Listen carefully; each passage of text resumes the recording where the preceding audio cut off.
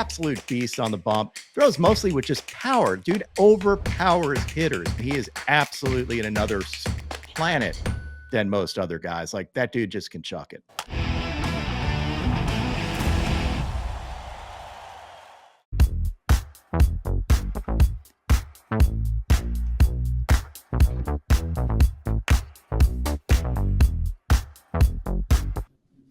Here we go. Rob Friedman pitching in. I was jamming to the music.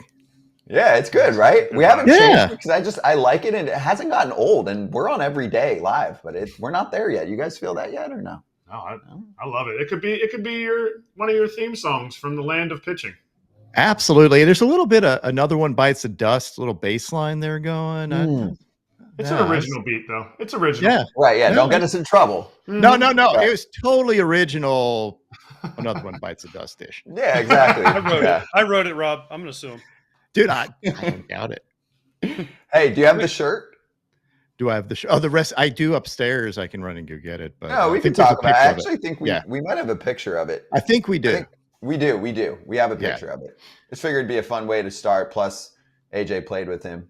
Talking about Chris Sale, of course. What's before he like? Before I dig in, Rob, did I see you at the All-Star game? Did you see me? Yeah. Were you? Okay, I'm just you're a little hammered. Yeah, that's why I was just double checking. You showed me your bull riding technique. Yeah, awesome. I knew I totally saw you remember at this was at the home run derby, clearly, because I didn't stay for the game. But I was a couple of the robot drinks in by then. The hip grind on the bull riding thing was impressive. I wanted to get a video of it. It was. They have it. It was on national TV. Don't worry about it. Awesome. Yeah, that is good. All right. So anyway, AJ also is friends with and played with Chris Sale. So Rob, do you want to ask a question? Then we'll get into the phrase. Yeah, like I freaking love Chris Sale. Is he that good as a teammate as he is as he seems a person? I've always loved watching him. I think he's the ultimate competitor and team guy. But what did you think? I loved him. I mean, we've had him on here a few times, and we still keep in touch. Listen, he used to play Xbox with my kid, right? My son. He literally my son was with me somewhere, and he was there, and he's like, hey, to my son at the time was like 10 or 12, and he's like, hey, Austin, do you play, whatever? And he's like, and my son's like, yeah. And he's like, all right, he wrote down his name. And he's like, here's my name, find me and we'll play, Call of Duty or whatever the game was at the time. And my son's like, Dad, do I really do this? I'm like, yeah, he said he wanted to play with you. So my son's like, so he gets on there and he's like, I'm playing with freaking Chris Sale. He's like, this is amazing. And, that's just Chris. Like, he's just that way. And I'd like to say I have a little piece in it because I was there when he made his debut. I would give Mark Burley a little more credit.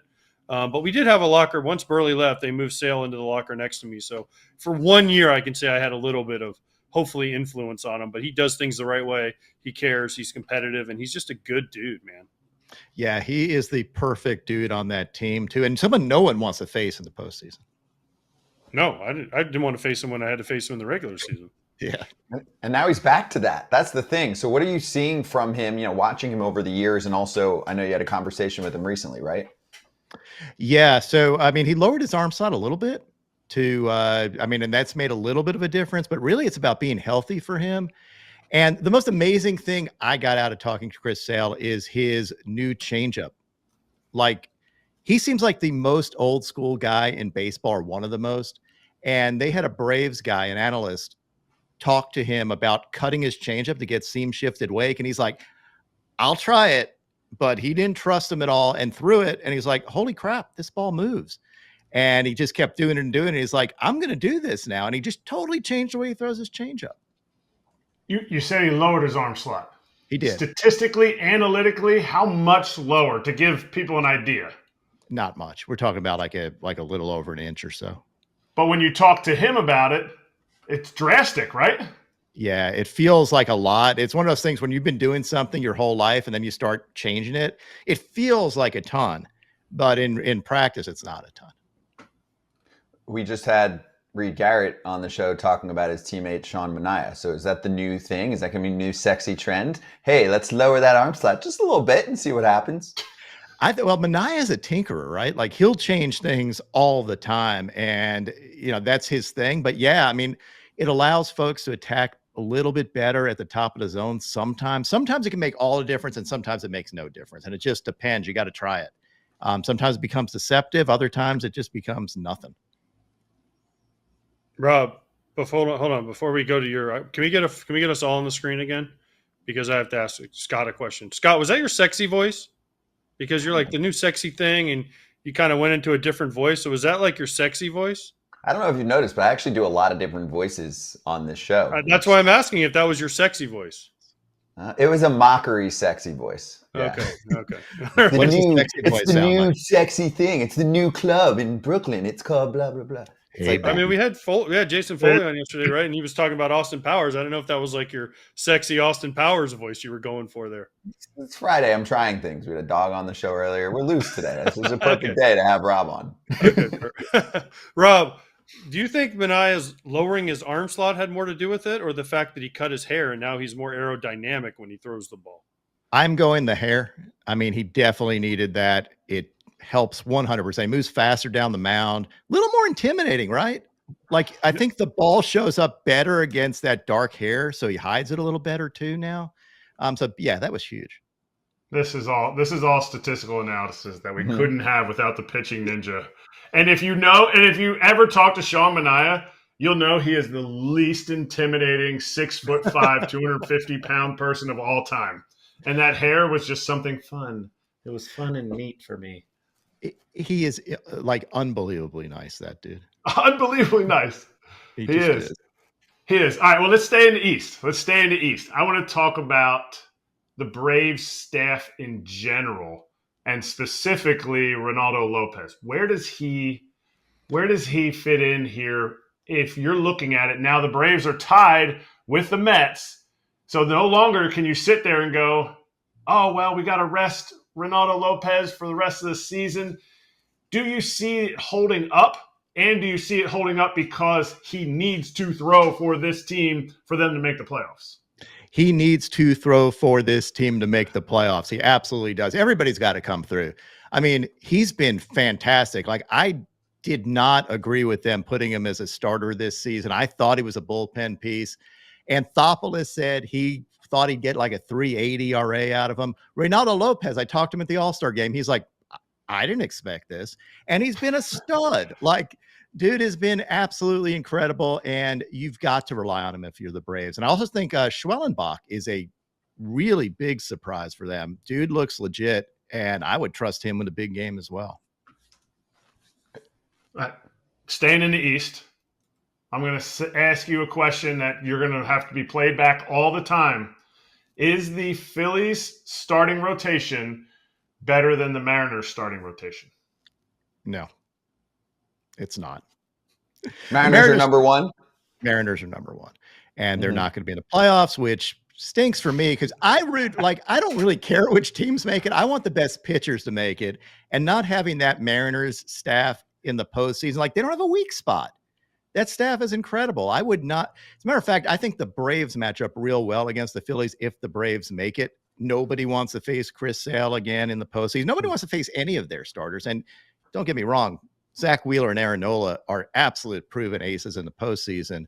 But I don't think I don't think anybody wants to face Chris Sale in the postseason.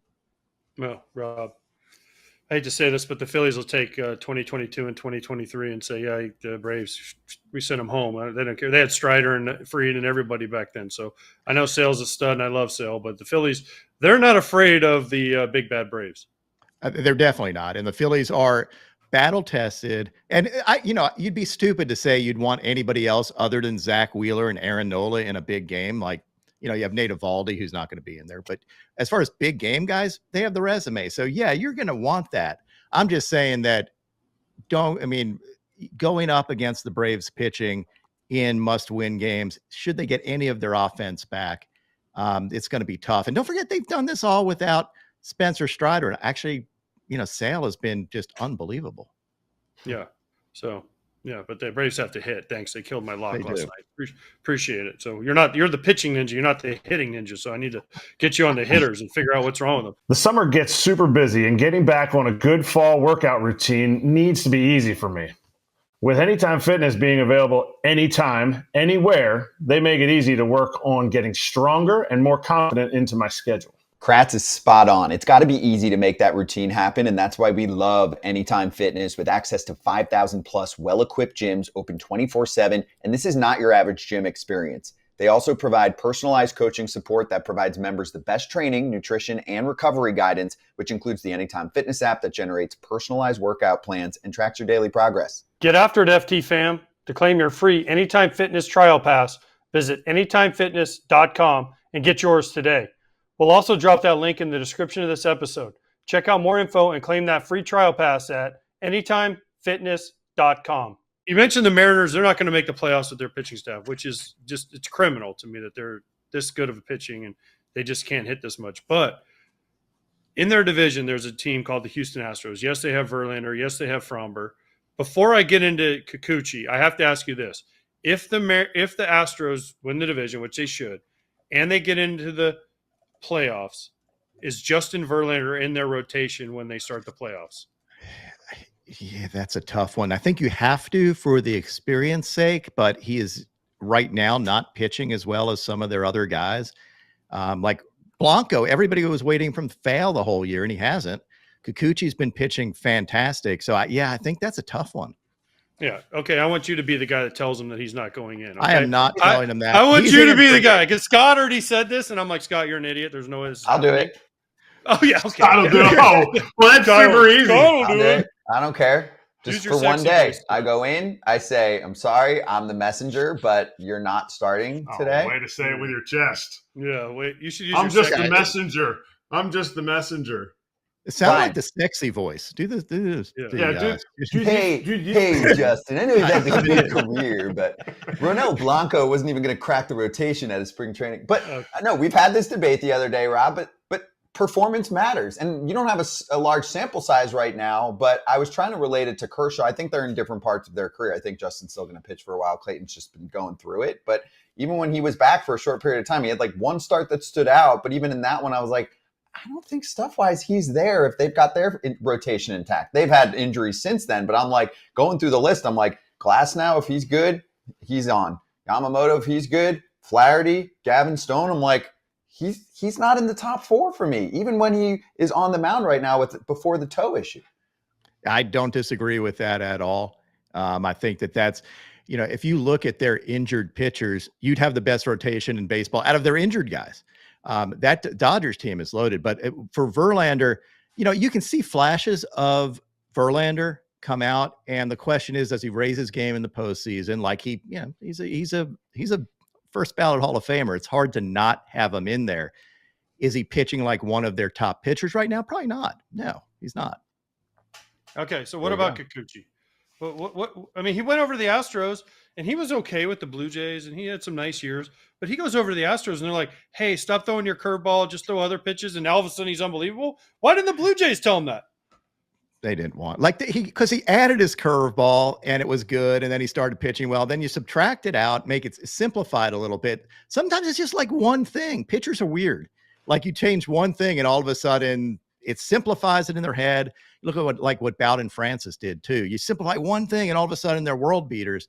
Kikuchi was that guy. Like he's got a lot of confidence, got great stuff, and can strike him out with the best of them. So he's a guy that I love with a big stadium behind him too. He gets fired up, and watching him fired up is a ton of fun because he's got all these K struts and nasty stuff. He's a fun pitcher to watch. I got two more for you, and then AJ's got that T-shirt to show at the finish line. But I'll do one fan question, then one from me. So Matthew had a good question. He said, what seems like the most difficult pitch to throw in baseball right now? To throw? Well, I mean, there are two pitches that there's like only one guy that throws them. It's either the knuckleball or the screwball. And if you want to pitch that everybody throws that nobody can throw like him, it's Devin Williams and the airbender is something that there are guys that pronate their changeups, and then there's Devin Williams who throws this alien pitch that has more spin on it than the difference between him and the second guy is bigger than any other pitch type in the second guy in terms of spin. So he spins it in an absurd way. That's cool. It's a good point. Yeah, and great point. You know who brought up that pitch too? Joey Votto. It was like we had the yeah, Votto interview with Ken, and that was the one where he's like talking about pitches that the best you want to be able to each hit. Pitches he wants to be able to hit the best. You know who has a? Go look up Alex Claudio, lefty that was from underneath. Go look up his spin on his changeup, just to compare it to Devin Williams, because his spin was one of the fastest before Devin had come up, and you'd be like, Claudio, what? Anyway, I will check that out. Yeah. Okay. And then one more from me, and then AJ will finish up here. Ben Joyce, just wanted to get your thoughts on what you're seeing from him, and if you think that the radar gun is the same now as it was back in the day, blah blah blah. And yeah, see, here you go. That's why I just wanted to say I had it on my list. Ben Joyce, go. All right. One, Ben Joyce, an absolute stud, has thrown 105 at every level. He did it in college. I nicknamed him the volunteer fireman. That nickname stuck. He deserves it. The absolute beast on the bump. Throws mostly with just power. Dude overpowers hitters. Is the radar gun the same? It is not the same from like when we first started doing radar guns. It used to acquire the target later, meaning that it picked up the ball later and the ball slows down on the way to home plate, so you'd get slower readings. But within modern times, it is the same, and he is absolutely in another planet than most other guys. Like, that dude just can chuck it. Agreed. Okay, let's do this shirt. But before I do the shirt, let me bring up this shirt with Chris Sale's face on it. I got to ask you this: what's your most favorite thing to post? Is it swords, or is it when like Jose Iglesias gets screwed into the ground and you do the body where the body leaves him? That's my favorite thing. That I love. Figured that because it doesn't happen as much, right? Swords kind of happen more often, but when they actually get screwed in the ground and their soul leaves their body, right? That's got to be way more. There is nothing better than that. I know Jared Jones had one earlier in the year that was like very early in the year. That was one of the greatest ones of all time. But yeah, I love that. You got to come up for one when the guy throws one and the guy swings at it and it hits him. Like, you got to come up with something for that. I do. Maybe. Yeah. All right. I will. And I'll call it the AJ. We'll come up with something. Not that you hit it. Trademark. Done that? Trademark hit. I did one time, but it didn't hit me in the body. It hit I swung at a sinker and it hit my finger. And it actually went fair. And it actually went to the pitcher, and I had to run it out. And I was going, gosh, dang it, that ball hit me in the hand. But I can't act like it hurt, because if I act like it hurt, he's going to know he threw a good sinker. To me, it's like an accidental punch in the face. Nick Swisher told me Greg Maddux broke his finger and he had to run around the bay. Like, he was running, hit off his finger, and he had to not show pain in a spring training game. And then he was out for like 8 weeks with a broken finger. Yep, it happens. All right, let's see this shirt that I'm going to get a proceeds of. Yeah, right. That's good. I have noticed that Chris Sale just looks like the meanest guy on the bump. And I talked to him at the All-Star game. I'm like, dude, you have what I call resting pitch face. And he thought that was hilarious. So he's like, if you put that on a shirt, I will wear it. And Chris Sale is a man of his word. That looks good. Sometimes. No. Just because he's delayed, just because he doesn't come on the show right away when you call him, he's not at your beck and call, AJ. No, but I mean, he's good about it. But I do love that shirt. I do love that shirt. The only way that would make it better is if you put his face on it instead of like the cartoon ball. Literally, we're going to do that, and then we didn't want to have to deal with the Players Association approval and all that stuff. It was going to delay it, and we wanted to get it out there as soon as possible. I agree with you, though. His face is menacing when you see it. I'll take double. Where can we get it? Yeah. You get it RotoWear. RotoWear. Okay. Yep. RotoWear does the Baseball's the Best shirts too, right? They do. Yep. And I worked on that with them too. I was like, we got to do something for Sarah. We get along very well. I do joint stuff with him all the time. He actually came up with the original Pitching Ninja logo too. Oh, awesome. Yeah, great. Super talent. Yeah. I love the Sarah Langs collaboration that they did there too. So there it is. If anyone wants to check it out and check out all of Pitching Ninja's content, obviously, if you aren't already on YouTube, Twitter, etc. Rob, great catch up. This was good. You never know where it's going to go. It kind of twists and turns, but hope you had fun. Absolutely. Let's do it again. Yes, absolutely. Yeah, remember this one, Rob. I'll definitely remember this one. Oh, yeah. Good. You caught him early enough. I remembered you at least. I remembered seeing you. Did. I was like, I think I saw him at the home run derby. If it makes you feel any better, Rob, I saw him, hours later, and I sit next to him most days of the year, and I don't think he knew me. So, but see, I want to forget him. I want to forget Scott, Rob. I want to remember you. I'm leaving my body. Thank you, Rob. Appreciate you. Thank y'all. Take care. Hey, everybody. Be sure to like and subscribe for more content. We're back here every weekday, all year long, so do not miss an episode. The videos are coming in all day. Here's another video you might enjoy. Baseball the way it should be covered.